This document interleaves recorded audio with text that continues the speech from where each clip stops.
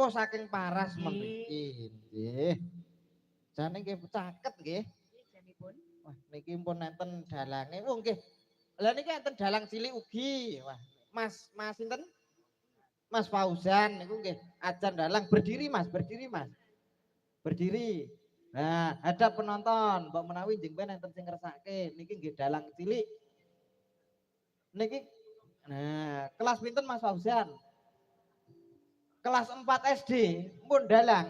Wah, tepuk tangan, tepuk tangan. Wah, hebat luar biasa, Nduk. Ning atase kelas 4 SD wis dalang.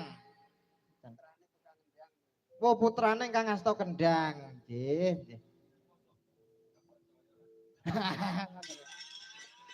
Nggih. Ugi ana kadangku dalang sing saka Ngrau Bojonegoro, Nduk, ki yo ngetutne awake dhewe Mas Galih.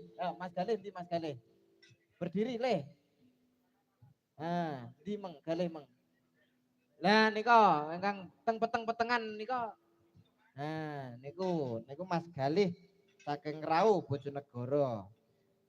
Gamelane perunggu sampun dugi, Pak. Alhamdulillah. Pun peresmian. Sampun. Nggih pun nek kaya apal nek oleh gamelan perunggu to, Mak. Ndek ben ki aku kakane kono gamelane cek wesi ya, Nduk.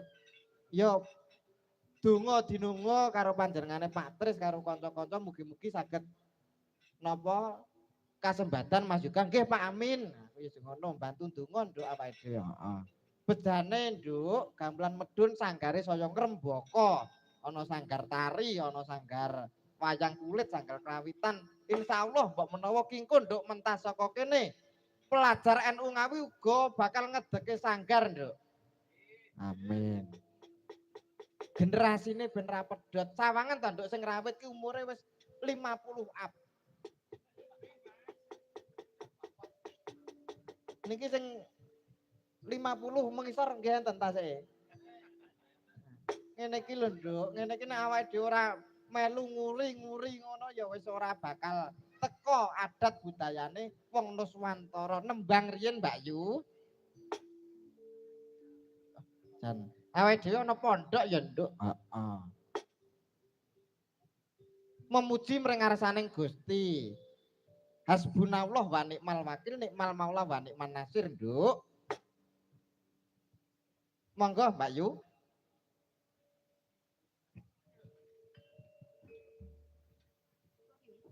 Nggih.